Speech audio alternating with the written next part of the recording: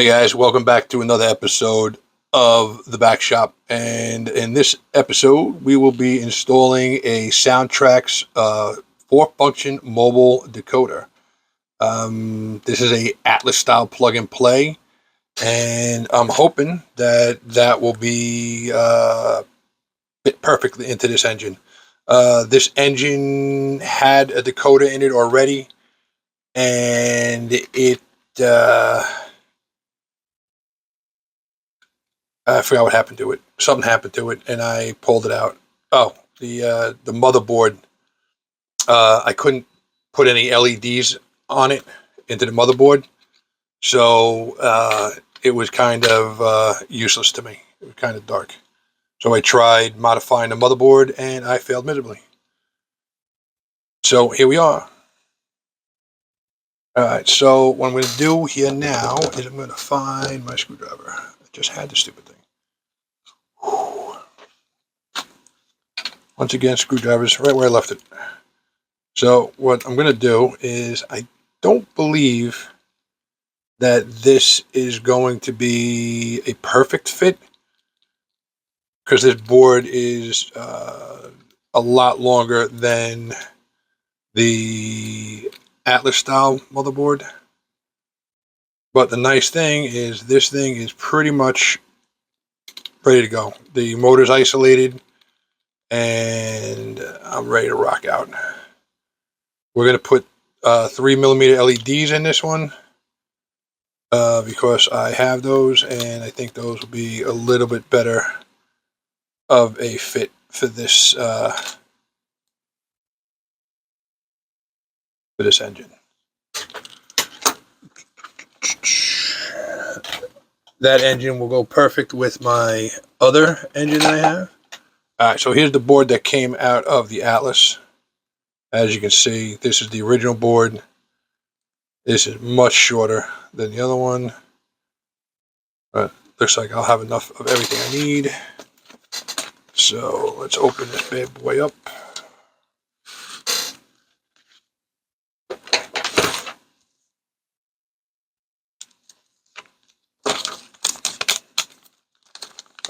This is I've installed a couple of these SoundTraxx decoders.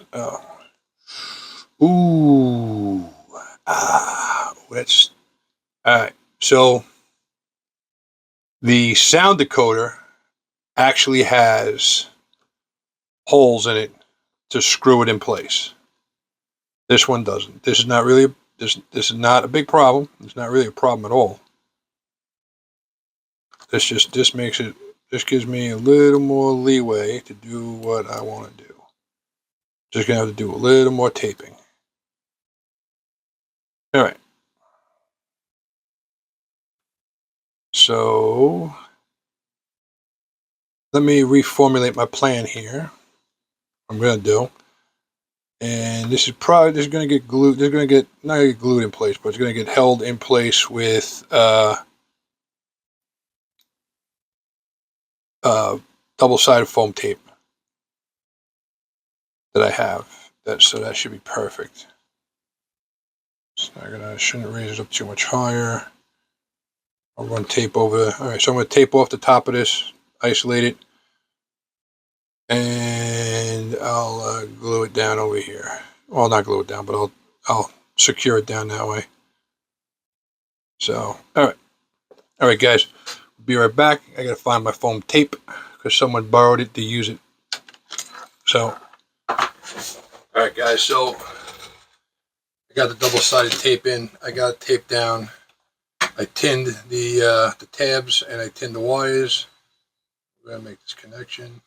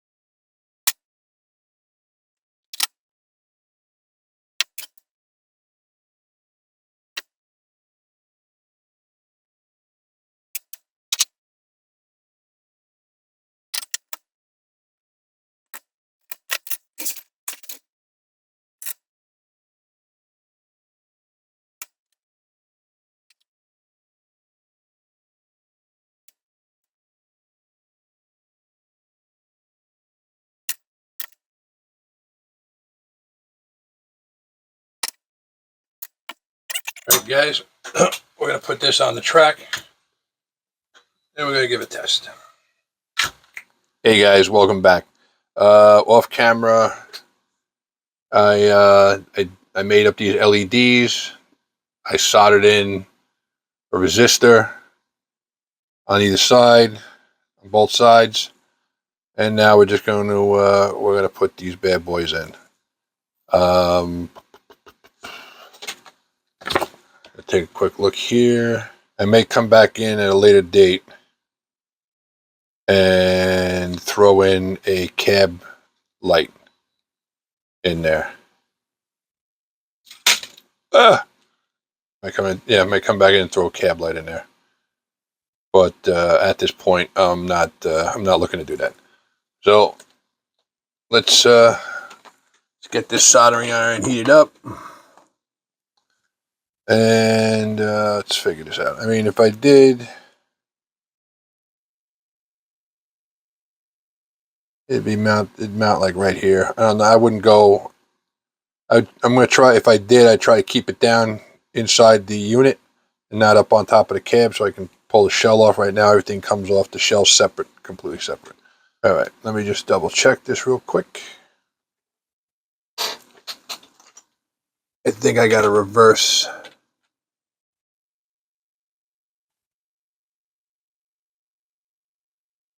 I got to run this backwards, but when do the little switchy through in the computer. So we put it on a track. I soldered on one of the lights, and apparently the motor is wired up backwards. So we're going to fix that real quick. That's a simple fix.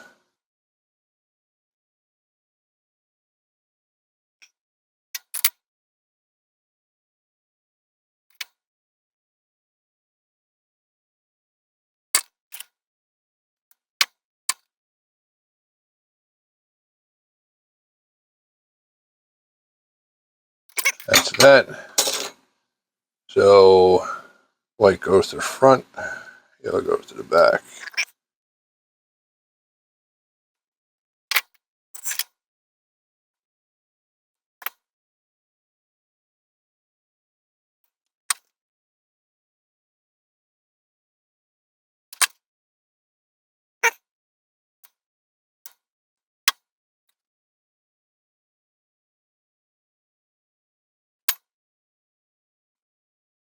We're going to tape that into place.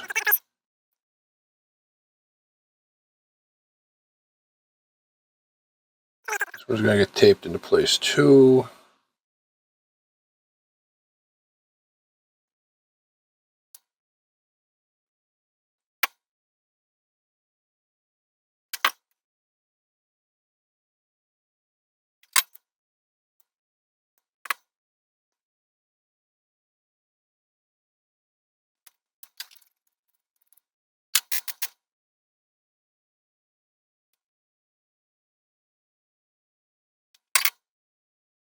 There's that.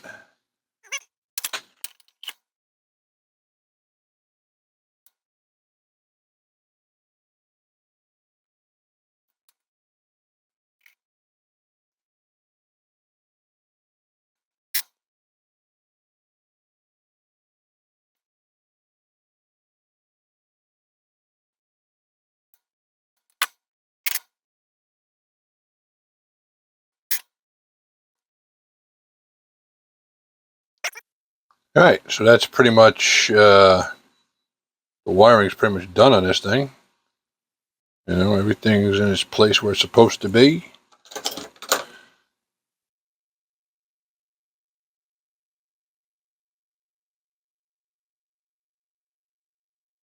Tucked in, tucked under, everything's isolated.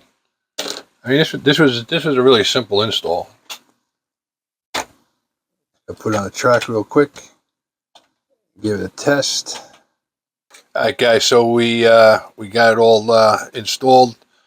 This is pretty clean because I just basically, only thing I added was the two LEDs, and they're basically where the original LEDs went. So, I basically put a piece of tape over the top of the motor to protect the bottom of the board, but there, as you can see, there's plenty of room in there. I used some foam tape. I had to triple it up on the side to level it up, you know, to get it to stay, you know, have some space in there. You know, that's basically it. I could probably fit a Tsunami 2 in this one. I may do it. I have a third one of these, so I may do that on the third one. Probably not going to take the decoder out of the other one that I have. The first one I did, that's all done and in there. But there's plenty of room in here for a speaker. And if I shift this whole thing forward a decent amount, I can probably get another speaker back here with maybe one little chamber, so I could run the 2 speakers that the Tsunami 2 can power. So, you know, that'd be nice. You know, when they say I don't know if I'm going to do it, that just means I'm going to do it. So, yeah, that'll probably be your next one. But I got a whole lot of other engines that I want to get. I got work to do on. So we'll get around to that, doing that at another time. Let's get the shell on this thing. I get the shell on, and we'll get this thing back on the track. Get some beauty shots of it.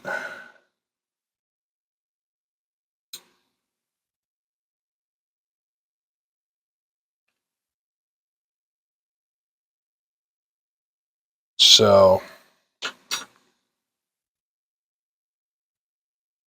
see what happens.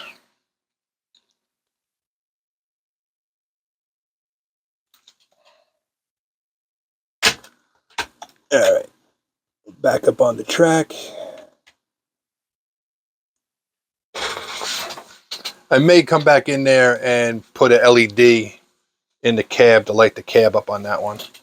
I don't know, maybe. All right, let me pause you and I'm gonna move you. All right, so we got the JMRI on, power on, going forward. NC ran long hood.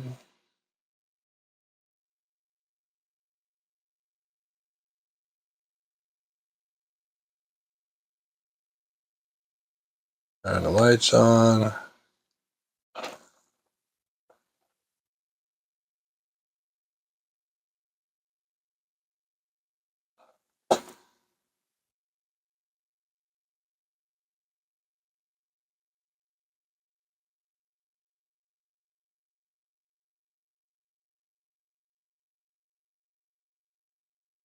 Yeah, runs nice. All right, thanks for watching, guys. Like and subscribe, hit that notification button. And, you know, I appreciate it that you guys put up with my shenanigans and my antics. So, thanks for watching. And as always, catch you later.